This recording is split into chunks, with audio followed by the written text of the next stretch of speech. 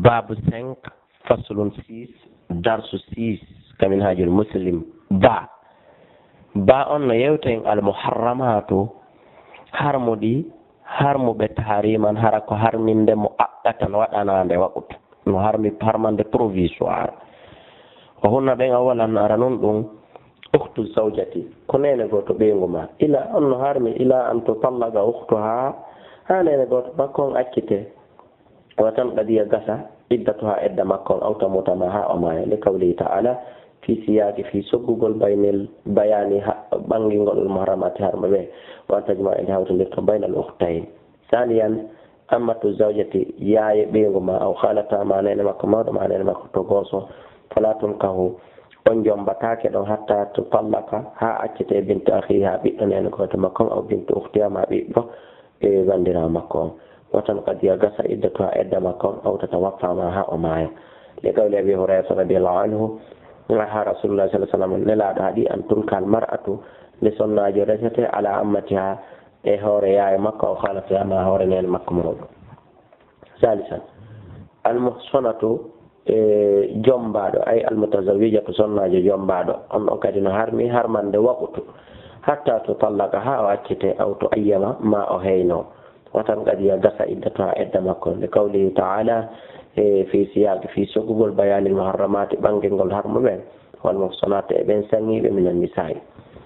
rabi annaya ɓon almurtaddatu on jooɗiɗo edda min talaqin aw wafatin foti ko edda fatunde foti ko edda cergal hatta tan kadi ha timma iddatu ha edda makko o yarum no harmi khitbatu ha ƴamugol mo jombugol mo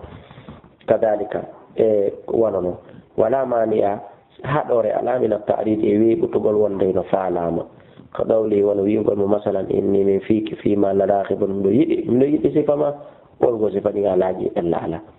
wadalika ɗum li qawlillahi subhana la tu'iduna to fotodire maɓɓe sirran illa an taqulu qawlan ma'rufa wala tazimu wa tawhawju gudatan nikah hatta yablugha alkitabu ajala khamisan jawabun ɗum almutallaqatu ko on debbo accitaɗo salasan laabi tati ɗon kadi ko harmande waɗɗintinande hatta tankiha ha jombamo zawjan akhara modibbo goo wato farigu on accitamo bi talaqin sabu cergal aw mawti ma mayde watan kadi timma iddatu ha edda makko de qawli ta'ala fala tahillu lahu arayan sunnajo ɗon daganta ko min baadu hatta tankiha zawjan aw ghayra sadisan jeegaɓo wa akhiran e sakkitoro azzaniyatu debbo jinowo fo no andi o ko golle makko ko jindugol ɗaɓɓa worɓe hatta ta tuuba ha o tuuba ina zina yo e zina o yi ulama o feññina dalika ɗum min ha immorde makko yaqin fellitaɗo o yi ulama ande dalika tuubugo yo min ha e makko yaqinan ko fellitaɗo o tan kadi ya gasa iddatu ha edda makko min hu immorde on mo o fallodiri e muɗum لقوله تعالى والزانية دب زنو لا ينكحها جنبتام إلا زان سيونا غوركو زنو كده مشرك ما غوركو شركو وحرم ذلك كله نهرمنا على المؤمنين يدوكم من بين وقول رسول الله صلى الله عليه وسلم الزاني زنو المجلود كدوني جندو وعد زنا لا ينكحه o jombata illa mithlahu sona sifa makko ko ni ɓe jindude ko sifa makko ko ɗaɓɓata ay feƴƴe joni noon almaddatu saniyatu windande ɗimmere nden fi talaq no yewta e joni fi cergal awalan taarifu andingol en ɗum attalaqu cergal waɗo hillum ko finde rabitati ziwaji e ɓoggol haɓɓidirɗum dewgal ngal bilafzin sabu konngol sarihin feeñugol waɗum hallu ko firtugol rabitati ziwaji kaɓɓol desal ngal firtirangol kaɓɓol bilafzin sabu konngol sarihin feeñugol ka anti taliq wono wigol he an ko accitaɗo nani aw kinayatin ma konnguɗi suuɗiɗi hollayɗi cergal ma e niyati wondude anniyagol cergal kadhabi ila ahliki wono wigol yaw faade ka maɗo nani hara on tigi no fiɓi ko yahu ɓayni ekkitima hara mo fiɓi ɗum ka ɓernde karen ɗo fof ko hollata cergal ثانيا حكمه ياور monde الطلاق تشغر مباح قدغيلو لرفع الضرر سبو اتغل الرقم إن عاد الزوجة جنgo goto kambe de sendir be min qawlihi ta'ala الطلاق تشغر مرتان فامساك بمعروف أو تسريح بإحسان وقوله تعالى المقصود سبحانه أيها النبي إذا طلقتم النساء فطلقوهن لعدتهن وقد يجب قمدين وطود الطلاق تشغر كننغو إذا كان سلات كما لحق كونكوني هورو بإمود هذا الزوجين قوتو إرسين جربا من الضرر إمورد اللورة لا يرفع كان لورة عند عرامة ومكا إيواتا إلا بيسو ناسا بشرقانغا هرأي بشرقانغا في نوون في وقت ينقل عندك كما أنه ونوني قد شرقانغا قد يحرم هنقل حرم فيه إذا كان سلاتك يلحق سيردوغل مأبنغل ييني نبي هذه الزوجين قوتو مأبكام إرسين جربا من شرقال مأبنغل فواي قد ضرر اللورة ولم يحقق نفتات بنتنتا فوقنتا منفعة النفع الفس تفوق ذلك وهنا يوتا ذلك الضرر أن اللر أو تساوي ما كهنا وفوق الجلد إمو فرأيب الجرقان هنا هارم ويشهد للأول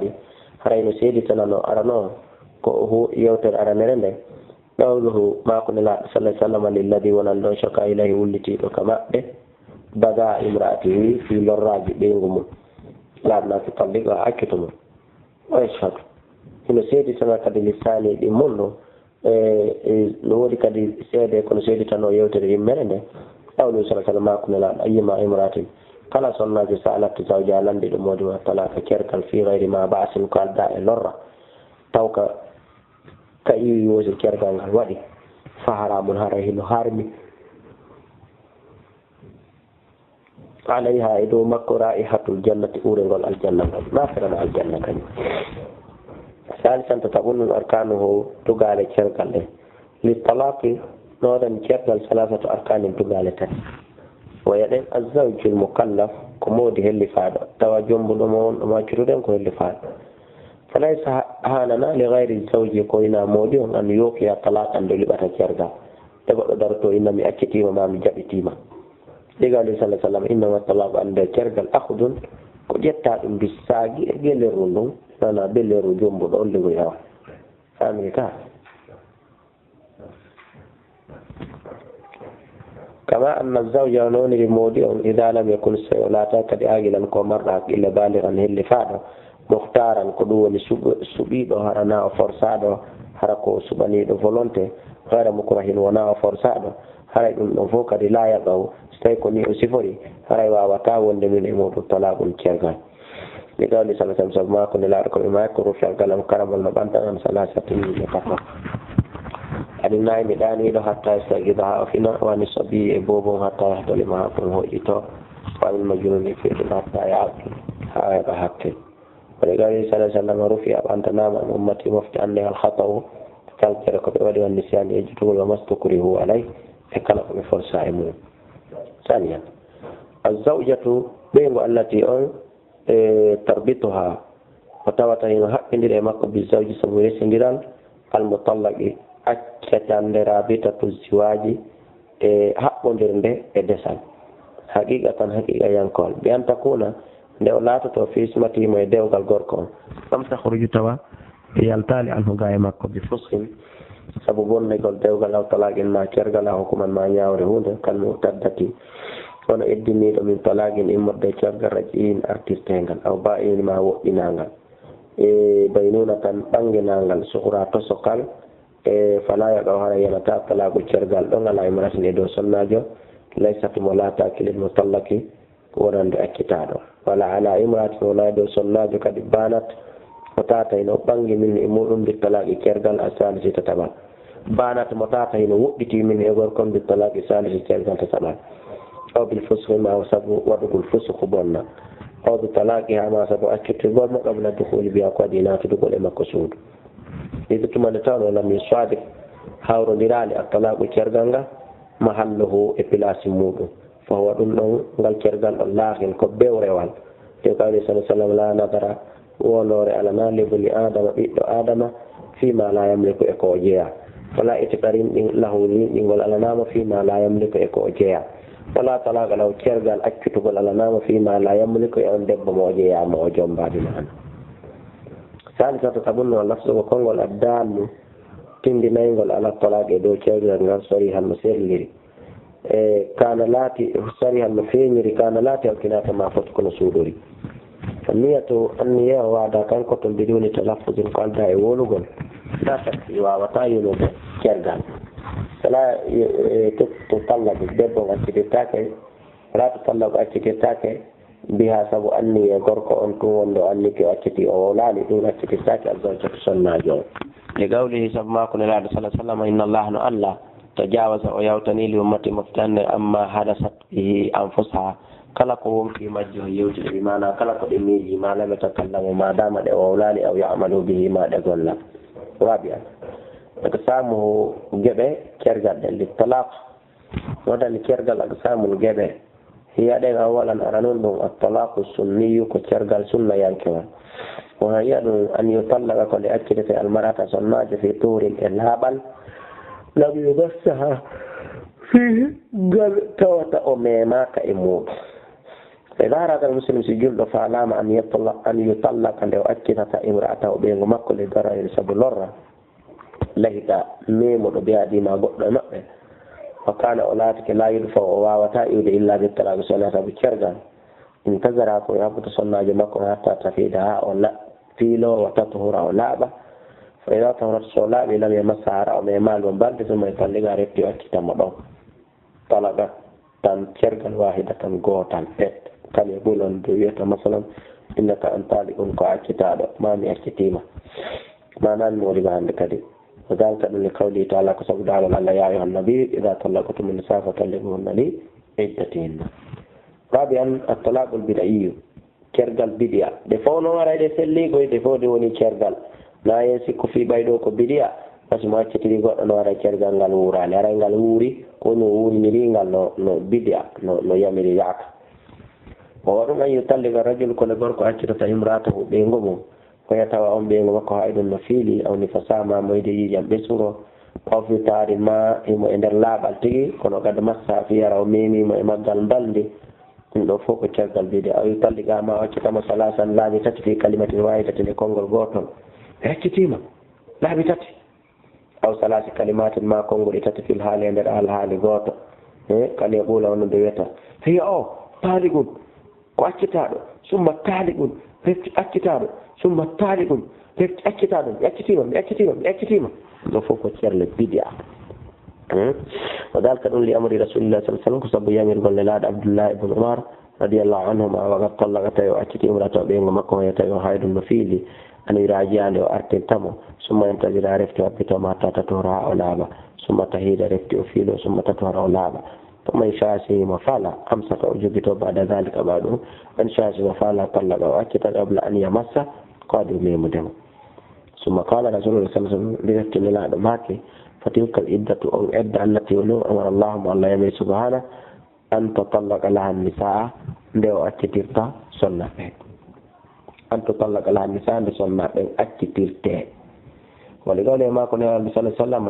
وقد أخبر طيبهم بتام أن رجلا نقرق طلق أتتي امرأة بهم مكو ثلاثا في كلمة واحدة يكون غوطا بسيتني كما يلعب بكتاب الله او في لا دفتر الله دوانا بين ازوركم هذا من حق رجمو وبدا عليه فيني ان لا يلتقي غضب تكر من شديد تيلو والطلاق البدعي كرغ البدعي ينكوال كسني اي قال واي والسنه كورغو كرغال عند جمهور العلماء اجو جوميرا بغاند دوبه بن في وقوي في ينقل مغل لا تقول مغل في هلقل مغل والهلال رابطة الزواج أفيرت أهل بقول في أقول دوغان به أمور. ثالثا الطلاق البائن شرقا وقين ديرينغان بواوا تيجي جوم بندير ده كنا بيوقن ديري تواها قطنكو جوم وهو الذي كون لا يملك المطلق تواتا لا يملك واواتا المطلق أكتوا ما هو ندو مكو حق الرجاء وهو الذي قال شرقا ونغال لا يملك توا واواتا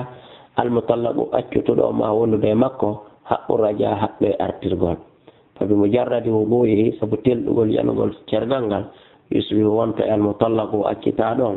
كخطاب ونيمويته هند كد من سائر الخطاب ونبندنانغال سنة بجمته بهدتي بين إن شاءت سيما فعلا المطلقة وإن شاءت المطلقة أكتادون فعلا قبلته وجبم بمهر وندو بيتنغ وأبرين هم قل دوغا وإن شاءت استيون فعلا رفضته وسلامه قلون شرق الفائل tawata o artirtama alegoy ka nder edda ko be edda timma o toromo okke o yega talagu cergal ngal hino yana ba ina no woɗɗodirgal ngal fi hamsi suwari e nder mbaadi joyi alhaaliji joyi o yadi alif on yutalliqa ha ko nde o accitatamo talaqa raji'iyan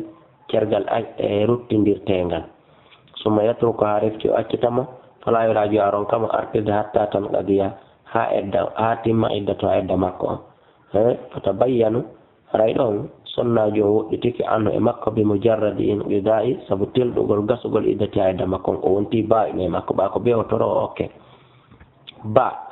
an yutalligande o accitatamo ala malin e dow jawdi dafa tadfa ndi oya jonnimo mukhali atan hara ko sortagol hul'u oya innan jaɓuɗo ɗi mbuɗi ɗo jaɓuɗo tege on accitala o jaɓa tun o accita haray ɗon oya joɗoto edda kono artirtamo e nder edda ha sigasi mo wawi yiltade o toro jim an yutallika hande o accitatamo alhakamani an yutallika hande o accitatamo alhakamani ñawoɓe ɗiɗo ñawoje ɗiɗi indama yarani tumande ɓe wi anna talaqa ko cergal ngal asla o ɓuuri wondude e maslaminal ibuga aydi heddagol ala ziwaji e dow cergal ngal dal an yutallika ande o accitatamo qabla dukhuli biha waadi o naatudude e makko suudu e tumane tawno al mutallaqatu accitaɗo qabla dukhuli ko waadi naatude e suudu la iddata alayha ɗon kadi eddala ko eddino ɗen ɗon cerle fof ko ba en fota binu haray sonnajo wonta e woɗɗitiɗo idan on tuma limo jarradi sabu telɗugol ko talaq yalgol ngol cergal ngal alaya e hoore makko haray ɓen ɗo fof ko toritateɓe jumɗiteɓe ها أن يبص حالي وندي nde tabitata talaqa ha cergal makko ngal ɓen talliqa ha e an yabutta nde woɗɗinta talaqa ha cergal makko ngal ɓen talliqa nde waccitatamo salasa laabitati fi kalimatin wahidatin e konngol gotol aw mutafarriqatin ma e konnguɗi sertuɗi fil majlis sara koye jonde wotere ay talliqa ma waccitamo salasatan laabitati baɗa isnatayni ɓaawo cerle ɗiɗi additinoɗe gabla ha adi ɗum ɗon fatabino waray ɗon sonnajo woɗɗitike min e makko baynuna tan woɗɗitande kubura jande fala tawillahu o dagantako mo hatta tankiha ha jommamo zawjan moodigo gayruhu koyna o gorko waɓi annayi ɓon ɗum attalaqu rajuli ko cergal artirtengal ka nder edda wawa ɗum ma yamliko konko mari droit ma hundude mum azawju moodi on haqqun haqqe murajaati artirgol mo tallaqati accitaɗo makko on walaw biduni rida hay tawi ko Allah e wela e debbo e qawli ta'ala wa bulatuhunna haqqu bi raddihinna fi dhalika in aradu islahan wa li qawli sallallahu alaihi wasallam libni umar ba'da an talaqa ba'ati zawjata bengo makko min ma kiraji ha ya wartinam wa talaqu cergal raji yankewal ma kana ko konko laati duna salas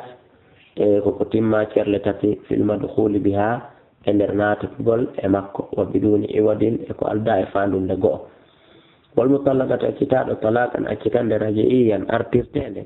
حكمها نيار مكونة كحكم الزوجة ما نيار بينهم في النفقة كتفان سيقول وسكنا كهن نقول وغير ما كوينانو حتى تنقضي هاتم إدتها إدى مكو فإذا قد تستوي تم إدتها إدى مكو بانت تاريو إتك من زوجها إمود مكو إن أراد الزوج إمود فالتام مراجعة جنبه مؤثرة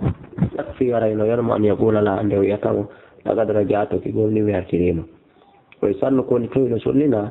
أن يشهد أن سيدين على مراجعتي أي أرتر قول منقول شاهدي عدل سيدي بديدو نمبه خامسا جواب الطلاق الصريح كرقل فينوغل وهو ما لا يحتاج وقنك هتنجنا معه ندمون إلى نية الطلاق في النية بالكرقل رولو لا بني النية جوكي جوكا بس كون يكفيني في أنر كونغول بلفظ الطلاق كونغول كرغانغال الصريح فينوغول وذلك دون كم يقول كون دغور كو يتا وفيتا هاغاك انت طالق نانكو اتتادو او مطلقه ما يكتيما أو مطلقة ما أكتتيلو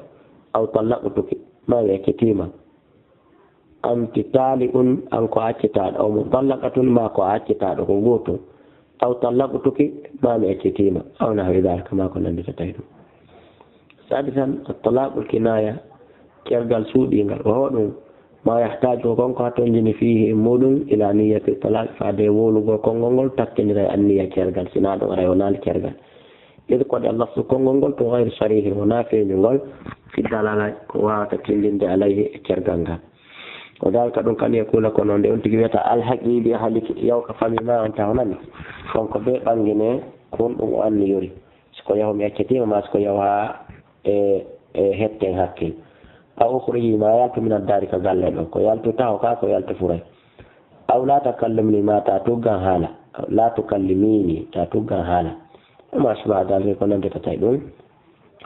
إما لا يذكر إما ديكم كو جانتاك في من الطلاق وشرقل ولا معناه ولا معناه مثل هذا صفة الوصول لا يكون وعطان بالطلاق عن شرقل إلا إذا نوى به سونا في أنك شرقل الطلاق والتفضل. وقد طلق رسول الله صلى الله عليه وسلم قل إيسابو للا الأكتي إهدى نسائه قوة سنة بلفظ سبو كونغل ما قل ألحكي بها لكيوت كبير غرمانة قل طيب بأن يودي أجرد فلا شك ثانيا ما يكتئر ليته كتفسير ليه